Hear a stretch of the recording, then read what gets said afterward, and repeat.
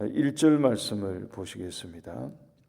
1절 말씀 보시면 흠이 있거나 악질이 있는 재물에 관한 규례입니다. 흠이나 악질이 있는 소와 양은 아무것도 내 하나님 여호와께 드리지 말지니 이는 내 하나님 여호와께 가증한 것이 됨이라고 했습니다. 여러분, 구약 말씀에 하나님이 가증히 여기신다고 하신 것은 거의 다 무엇에 해당되느냐 하면 우상 숭배에 관한 그런 것입니다. 우상에 대해서 또 우상 숭배에 관해서 하나님이 가증히 여기신다고 말씀하셨습니다. 신명기 7장 25절과 26절을 한번 보시면 너는 그들이 조각한 신상들을 불사르고 그것에 입힌 은이나 금을 탐내지 말며 취하지 말라. 내가 그것으로 말미암아 올무에 걸릴까 하노니 이는 내 하나님 여호와께서 가증히 여기시는 것임이니라. 너는 가증한 것을 내 집에 들이지 말라. 너도 그것과 같이 진멸당할까 하노라. 너는 그것을 멀리하며 심히 미워하라. 그것은 진멸당할 것임이니라고 했습니다. 전부 다 우상에 관한 것이 하나님이 가증히 여기시는 바가 되는 그런 종류들입니다. 또 다른 곳에서는 이 신접한 자 그리고 무당들의 행위에 대해서 하나님이 다 가증히 여기신다고 말씀을 하셨습니다. 그런데 이 1절에 나온 이 내용, 오늘 이 본문 1절의 내용은 그런 종류가 아니죠. 하나님께 드린 제물에 관한 것입니다. 근데 그 제물이 이제 흠이 있고 악질이 있어서 소위 말해 결함이 있는 것을 하나님께 드린 경우인데, 그것을 두고 신명기 말씀이 우리에게 알려주시기를 하나님께 가증한 것이 된다고 한 것입니다. 바꿔 말하면 흠이 있고 결함이 있는 것을 하나님께 드린 행위가 다름이 아니라 우상 숭배에 준하는 그런 것으로 하나님이 여기신다는 말씀이죠. 그리고 나서 2절부터 7절까지의 내용을 보면 실제로 이 우상 숭배자에 대한 처벌에 관한 규례입니다. 여러분 4절 5절을 한번 보십시오. 본문 4절 5절 보시면 이 내용이 굉장히 좀 엄격하죠. 자세히 조사해서 이를 성신에게 절하며 우상을 숭배한 것이 그게 맞으면, 그게 사실이면 5절 말씀에 성문으로 끌어내어 돌로 쳐서 죽음에 이르게 하라고 합니다. 6절과 7절을 보시면 이러한 처형을 행할 때에 이렇게 하라고 합니다. 혼자서는 안 되고 두 사람 또는 세 사람의 증인이 있어야 한다고 합니다. 그리고 돌을 던질 때는 7절 말씀 보십시오. 이런 자를 죽이기 위하여는 증인이 먼저 그에게 손을 댄 후에 뭇 백성이 손을 댈지니라. 그러니까 이 정도로 이 증인들의 증언이 확실해야 했습니다. 그러니까 아무나 증인으로 실은 못 서는 거죠. 왜냐하면 증인으로 선다는 얘기는 자기가 먼저 돌을 들어야 되는, 그 얘기는 바꿔 말하면 그 책임을 이 처형에 준하는 무거운 것을 자기가 떠안는 이런 각오가 있을 때 실은 증인을 할 수 있는, 자신들의 이 증언에 대해서 그 정도로 확증하라 하는 그런 말씀입니다. 굉장히 엄격했고 실은 무시무시했던 그런 거죠. 그럼 다시 돌아가서 여러분 1절 말씀에 이 나왔던 흠이 있는 제물을 이와 같은 우상 숭배에 준하는, 하나님께 흠이 있는 결함이 좀 있는 것을 드린 것이 왜 이토록 우상 숭배에 해당되는 그런 동일한 제목이 되어서 하나님이 가증히 여긴다고 말씀하셨을까 하는 것입니다. 여러분, 이 대목은 우리가 실은 조금만 생각해 보면 어렵지 않게 이해할 수 있습니다. 왜 사람들이 흠이 있는 제물을, 결함이 있는 것을 하나님께 드리려 했을까 생각해 보면 이게 쉽게 납득이 되는 부분입니다. 여러분 여호수아 7장에 보게 되면 사건이 하나 나오죠. 유다 지파의 아간이라는 인물이 등장했습니다. 그런데 여리고를 점령했을 때 하나님께서 그 여리고 안에 있는 모든 것을 다 진멸하라고 말씀을 하셨거든요. 구약에 나오는 이게 진멸의 제사에 해당되는, 그 우리의 관점에서는 잘 이해가 안 되지만 구약에서는 하나님이 이것을 제사의 방식으로 명령하셨습니다.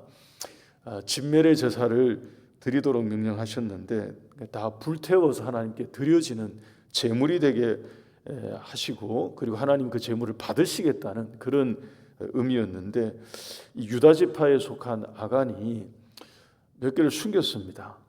산속에 어떤 걸 숨겼느냐 하면 아름답게 보이는 외투 한 벌을 취하고요, 또 은 200세겔을 취하고요, 금덩이 하나 정도를 취하고 이것을 숨긴 것입니다. 하나님이 다 진멸하라고 말씀하셨는데 그 진멸하는 중에 좋은 것을 자신이 취하기를 원했던 이런 거죠. 하나님께서 크게 진노하셔서 그 이후의 일들은 아마 우리 모두가 아시는 분들은 다 아실 것입니다. 이스라엘 백성들이 작은 성에 가서 대패하게 되는, 그래서 하나님 앞에 참 뼈저리게 어떤 경험을 하게 되는 일이 뒤에 이어졌습니다. 여러분, 시대가 바뀌었습니다. 사울 시대에 사울이 왕이 되었습니다. 하나님이 유사한 명령을 내리시죠. 사울에게 아말렉을 진멸하라고 명령을 하십니다. 여러분, 이건 역시 사울은 간파하지 못했습니다. 이게 어떤 의미인지. 근데 이것은 진멸의 제사를 말씀하신 거였습니다. 근데 사울은 이 말씀을 어기고요, 사무엘상 15장에 보게 되면 나옵니다. 가장 좋은 소, 양, 기름진 것을 남겨두고 하찮은 것을 모아서 진멸한 것입니다. 15장 9절 말씀 보면 그 내용이 자세하게 딱 나오죠. 그러니까 하나님 앞에 흠이 있는 것을 실은 드린 것이 되어버린 것입니다. 그때 하나님이 사무엘을 통해서 사울에게 그 죄에 대한 하나님의 판단을 전해 주시는데, 사무엘상 15장 23절에 있는 말씀이 바로 그것입니다. 거역하는 것은 점치는 죄와 같고 완고한 것은 사신 우상에게 절하는 죄와 같음이라. 왕이 여호와의 말씀을 버렸으므로 여호와께서도 왕을 버려 왕이 되지 못하게 하셨나이다. 그러니까 이 일을 두고 하나님은 우상 숭배와 동일한 죄로 그냥 여기신 것입니다. 그리고 이 사건 때문에 사울은 실은 폐위되는 그런 하나님의 판단, 그런 처지에 이르게 된 거죠. 여러분, 사람들이 하나님 앞에 흠이 있고 결함이 있는 것을 드린다는 이유가 있습니다. 탐심 때문에요. 자신은 아까운 것을 아끼고 싶은 거예요. 자기를 위해서는 아까운 것을 취하고 싶은 것입니다. 귀하고 좋은 것을 자기를 위해서는 쓰고 싶고요, 그 다음에 이것은 그냥 남겨두고 싶고요, 이것은 보관해 두고 싶고요, 이것은 그냥 내 곁에 두고 싶은데, 하나님께 드리는 것은 그렇지 않은 것을 그냥 드리는 모양새를 취한 것입니다. 하나님이 중심을 보시고 마음을 보시니까 그게 정확하게 우상숭배가 되어버리는 거죠. 가정이 여기신 것이 된 것입니다. 골로새서 말씀에 바울이 말씀한 것이 실은 그래서 맞습니다. 탐심을 우상숭배라고 얘기했거든요. 이게 정확하게 하나님 앞에 그런 마음이 된 것입니다. 우리 교회 여러분, 우리가 누군가에게 선물을 할 때도, 다른 사람에게 선물할 때는 실은 그런 게 있지 않습니까? 나는 잘 쓰지 않고 나는 잘 먹지 않는데 실은 다른 사람에게 대접하거나 선물할 때는 그 귀한 것을 선물하는 우리에게 어떤 일종의 습관, 양식 같은 것이 우리 모두에게는 다 있지 않습니까? 하물며 하나님께 무엇인가를 드리고자 할 때에 어떤 마음을 가져야 하는지, 어떤 마음이 바른 마음인지, 어떤 마음이 하나님 보실 때 올바른 것인지 이건 자명한 것입니다. 말라기 1장 8절과 9절 말씀에, 말라기 1장 8절 9절 제가 한번 읽어드리겠습니다. 만군의 여호와가 이르노라, 너희가 눈먼 희생 제물을 바치는 것이 어찌 악하지 아니하며 저는 것 병든 것을 드리는 것이 어찌 악하지 아니하냐. 이제 그것을 너희 총독에게 드려보라.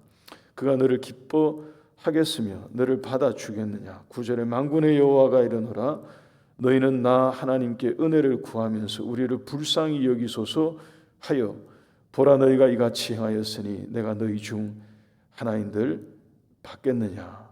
그 하나님이 말씀하신 것입니다. 말라기 시대에 이스라엘 백성들 가운데 있었던 그 세태를 보시면서 하나님이 한탄하신 그런 말씀이죠. 우리가 유념할 필요가 있겠습니다. 여러분, 과거에 아마 여러분들 가운데는 기억들이 저에게도 기억이 있으니까 우리 성도님들에게도 다 기억이 있을 수 있습니다.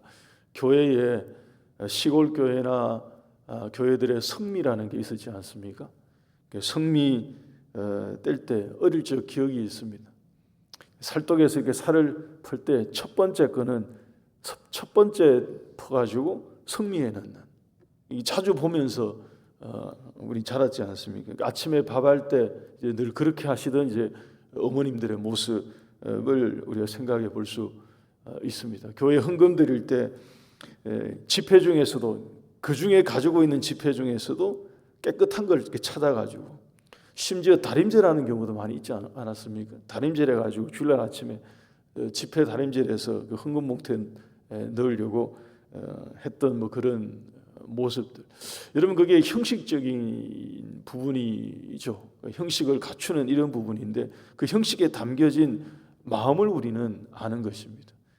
그런 행동과 행위에 담겨진 그 속마음, 하나님께 어떤 것을 드리고 싶어하는 그 마음이 이제 그게 표현이 되어 있으니까 그런 거죠. 요즘은 그런 마음이나 자세가 실은 많이 사라진 것 같습니다. 오늘 이 말씀 우리가 한번 숙고해 볼 필요가 있습니다. 오늘 이 내용을 통해서 하나님이 우리에게 실은 경고해 주시는, 다시 한번 되새기게 돌아보게 해주시는 이런 마음들이 있습니다. 정말로 흠이 없고 귀한 것, 이런 것 하나님께 드리고자 하는 그런 마음이 우리에게 있는지, 좋은 것, 나은 것, 괜찮은 것, 혹시 하나님보다는 우리 자신에게로 먼저 돌리고 싶은 그런 마음은 혹시 없는지 우리가 한번 이 말씀에 비추어 보면 좋겠습니다. 여러분, 두 렙돈이라도